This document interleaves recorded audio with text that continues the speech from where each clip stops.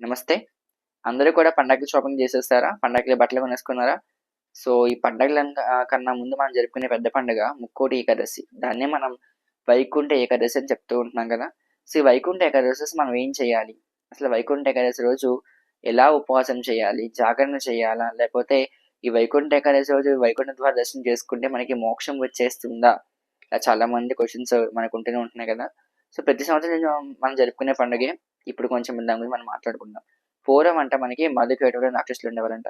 ఆ రాక్షసులు చాలా చాలా బీభత్సంగా ప్రవర్తిస్తూ ఉండేవారు. వాళ్ళని విష్ణుమూర్తి సంహరించడం జరిగిందనమాట. సంహరించిన తర్వాత విష్ణుమూర్తి ఈ యొక్క మధుకైటవులకి ఒక వరం ఇచ్చారు. అడిగారు విష్ణుమూర్తిని అడిగారు, "స్వామి మాకు మీ వైకుంఠంలో స్థానం కావాలని" అడిగితే, వీరిద్దరిని కూడా వైకుంఠానికి ఉత్తర ద్వారం గుండా తీసుకెళ్లారనమాట శ్రీమన్నారాయణుడు. సో, వాళ్ళు తీసుకెళ్ళిన రోజే మనకి ఈ వైకుంఠ ఏకాదశి మనం జరుపుకుంటూ ఉంటున్నామండి. ఈ సంవత్సరం మనకి వైకుంఠ ఏకాదశి మనకి జనవరి 10వ తారీఖున వచ్చింది. అందరం కూడా ఆ రోజు వైకుంఠ ఏకాదశి జరుపుకుందాము. జనవరి 13న భోగి పండుగొచ్చింది. జనవరి 10నేమో మనకి వైకుంఠ ఏకాదశి వచ్చిందనమాట. సో, ఈ వైకుంఠ ఏకాదశి పండుగ అందరం జరుపుకుంటూ ఉంటాం. సో, అసలు వైకుంఠ ఏకాదశి రోజు ఉత్తర ద్వాదశిని ఎందుకు చేసుకోవాలి అంటే, మనకి మోక్షం రావడానికండి. నిజంగా అసలు ఏకాదశి అంటే ఏంటి? ఏకాదశి అని పదం ఎందుకొచ్చింది? ఏకాదశి అంటే విష్ణుమూర్తి అంట ఒక రాక్షసుడిని సంహరించడానికి తనలో నుంచి వచ్చే ఒక స్వరూపము ఏకాదశి అని చెప్తూ ఉంటారు. దాన్ని ఏకాదశి కింద అది విష్ణుమూర్తి స్వరూపంగా మనం దాన్ని పిలుస్తూ ఉంటామనమాట. సో, విష్ణుమూర్తికి ఎంతగానో ఇష్టమైన తిథి మనకి ఏకాదశి తిథి అనమాట. ఈ ఏకాదశి తిథి రోజు ఎన్నో మంచి మంచి కార్యక్రమాలు చేస్తూ ఉంటారు.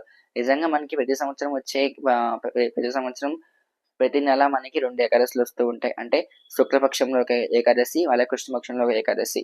సో, ఇవి నిజంగా చెప్పాలంటే మనం ఏకాదశికి ఖచ్చితంగా అందరం మనం ఉపవాసం చేసి ద్వాదశి రోజు దాన్ని ఆ ఉపవాసాన్ని విడవాలనమాట. సో, ఇలా మనకి అన్ని ఏకాదశులు చేయకపోయినా కూడా ముక్కోటి ఏకాదశి రోజు ఒక్కరోజు కనుక చేస్తే మనకి ముక్కోటి దేవతలు అర్చించిన ఫలితం వస్తుందని చెప్తూ ఉంటామనమాట. సో, శ్రీమన్నారాయణుడు మనకి ఈ యొక్క ఇప్పుడు మనకి ఆగస్టులో తొలి ఏకాదశి రోజు శ్రీమన్నారాయణుడు మనకి సైనానికి సిద్ధమవుతాడనమాట. సో, తొలి ఏకాదశి రోజు నిద్రపోయిన స్వామివారు మనకి కార్తీక పౌర్ణమిలో వచ్చిన కార్తీక మాసంలో వచ్చే ఏకాదశి రోజు ఈ స్వామివారు మనకి లేస్తారు. ఆ శయనం నుంచి కొంచెం యోగ నిద్ర నుంచి బయటకొస్తారు స్వామివారు. ఇలా మనకి స్వామివారు ఈ యొక్క 4 నెలలు సైతం మనకి ఆ యోగ నిద్రలో ఉన్న స్వామివారు మనకి ఈ యొక్క ముక్కోటి ఏకాదశి రోజున మనకి వైకుంఠ మార్గంగా దర్శనమిస్తారు స్వామివారు. సో, ఇలా వైకుంఠ ఏకాదశి రోజు ఎవరు కూడా భోజనం ముట్టుకోరు. భోజనం ఎందుకు ముట్టుకోరంటే మనకి మురాసుడు అనే రాక్షసుడు ఈ యొక్క ధాన్యపు గింజల్లో ఉంటాడని చెప్పేసి అందరూ అనుకుంటాం కాబట్టి, ఆ రోజు భోజనం ఎవరు తినరనమాట. భోజనం ఇలా ఎవరైతే మనకి అనారోగ్యంతో ఉన్నారో వాళ్ళకి ఉపవాసం చేయమని నియమం లేదు. ఎవరైతే చేయగలుగుతారో, చేయగలిగే శక్తి ఉందో వాళ్ళు మాత్రం ఉపవాసం చేస్తే సరిపోతుంది.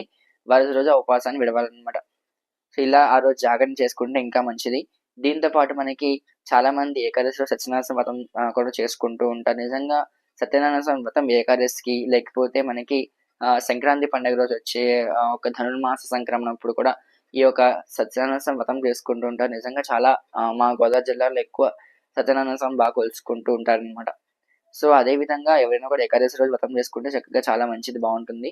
దీంతో పాటు ఎవరైనా కూడా వైకుంఠ ఏకాదశి రోజు వైకుంఠ ద్వార దర్శనం చేసుకున్నప్పుడు కొంచెం ఒక క్యూ లైన్‌లో వెళ్ళడం అయితే మనం చేస్తే చాలా మంచిదనమాట. దీంతో పాటు మనకి తిరుమలలో వైకుంఠ ద్వారం ఉంటుంది గదా! ఆ తిరుమల వైకుంఠ ద్వారం గురించి ప్రత్యేకంగా ఒక వీడియో చేద్దాం అనుకుంటున్నాను. సో, నెక్స్ట్ వీడియోలో తిరుమలలో వచ్చే వైకుంఠ ద్వారం గురించి మనం సెపరేట్‌గా మాట్లాడుకుందాం. అలాగే మనకి ఇప్పుడు కామాక్షమ్మ సీరీస్ అయిపోతుంది. సో, కామాక్షమ్మ సీరీస్ అయిపోతుంది కాబట్టి నెక్స్ట్ వచ్చే వీడియోస్‌లో మనం మధుర మీనాక్షి అమ్మవారి గురించి మనం మాట్లాడుకోబోతున్నామండి. మధుర మీనాక్షి అమ్మవారి గుడి యొక్క రహస్యాలేంటి? ఆ గుడిలో ఏమేమి చూడాలి? ఎలా చూడాలి? అలాగే అమ్మవారి యొక్క అలంకరణ రహస్యాలేంటి? ఇవన్నీ కూడా మనం మాట్లాడుకోబోతున్నాం వచ్చే వీడియోస్‌లో. సో, స్టే ట్యూన్ మన ఛానెల్‌కి స్టే ట్యూన్ అండి. అలాగే మా కన్నయ్యని చూసారా ఎంత అందంగా ఉన్నాడో. ఈ ఇదివరకు ఒక కృష్ణుడు ఉండేవారు. ఆయన కొంచెం బ్రేక్ అవ్వడంతో మళ్ళీ ఇంకో కృష్ణుడిని తీసుకొచ్చాననమాట. సో, చాలా ముద్దుగా అందంగా ఉన్నాడు మా కన్నయ్య. సో, కనుక మీకు మా కన్నయ్య నచ్చితే మా కన్నయ్య గురించి ఒక లైక్ చేయండి. మా కన్నయ్యని గాని నచ్చితే ఒక లైక్ కొట్టండి మా కన్నయ్యకి. కామెంట్ కూడా చేయండి మా కన్నయ్య ఎలా ఉన్నాడని చెప్పేసి.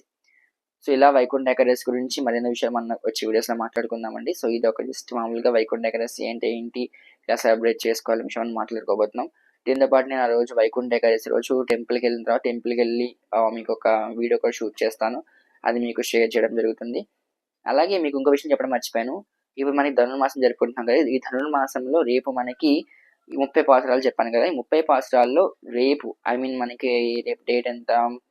3 తారీఖున జనవరి 3 తారీఖున మనకి ఈ యొక్క ధనుర్మాసంలో ఆహ్, దీపాల పాసురం అన్నమాట.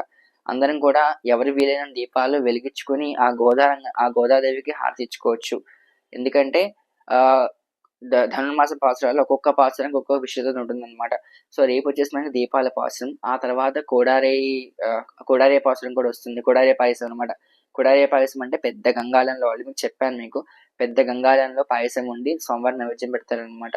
ఇది గోదాదేవి అనుకున్న మొక్కు. ఆమె మొక్కు తీరకుండానే ఆమె విష్ణుమూర్తిల అంకితం అయిపోయిన తర్వాత అంకితం అయిపోయింది కాబట్టి ఆ నెక్స్ట్ వచ్చిన ఆడవాళ్ళు మనకి ఈ యొక్క కొడాలి పాయసం చేశారనమాట. సో, ఇలా ధనుర్మాసం పాసురంలో చాలా విశేషాలు మనకి దాగున్నాయండి. సో, ఎవరైనా కూడా మనకి చక్కగా ఈ యొక్క ధనుర్మాసం వ్రతం చేస్తున్నాము అనే వాళ్ళు మనకి కామెంట్ చేసి చెప్పండి. ధనుర్మాసం ఇంట్లో చేయలేకపోతే కనీసం దేవాలయాల్లోకెళ్ళి కూడా మనం ధనుర్మాస వ్రతం చేసుకోవచ్చు. చక్కగా అక్కడ మనకి దేవాలయాల్లో చక్కగా పాసురాలు చదువుతూ ఉంటారు. గోదారంగనాథ స్వామి కళ్యాణం చేస్తూ ఉంటారు కదా! సో, మనం ఎలాగైనా కూడా మనకి భగవంతుడి దగ్గర కావడానికి మనం ప్రయత్నించొచ్చండి. సో, ఆ తిరుమలలో ఉండే వైకుంఠ ద్వారం గురించి మనం వచ్చే వీడియోలో మనం మాట్లాడుకోబోతున్నాం. అందరికీ సెలవు. నమస్కారం. ఖచ్చితంగా నాకు వీడియో మీకు నచ్చే ఉంటుంది. నచ్చితే లైక్ చేయండి. ఛానెల్ సబ్స్క్రైబ్ చేసి షేర్ కూడా చేసేయండి. మా కన్నయ్య ఎలా ఉన్నాడో కూడా కామెంట్ చేయండి. మా కన్నయ్యకి ఒక లైక్ చేయండి. ఓకేనా? So, thank you so much and ఇంతవరకు వీడియో అంతా వాచ్ చేసినందుకు. సో, మళ్ళీ వచ్చే వీడియో మళ్ళీ కలుసుకుందాం. అందరికీ నమస్కారం. జై శ్రీమన్నారాయణ.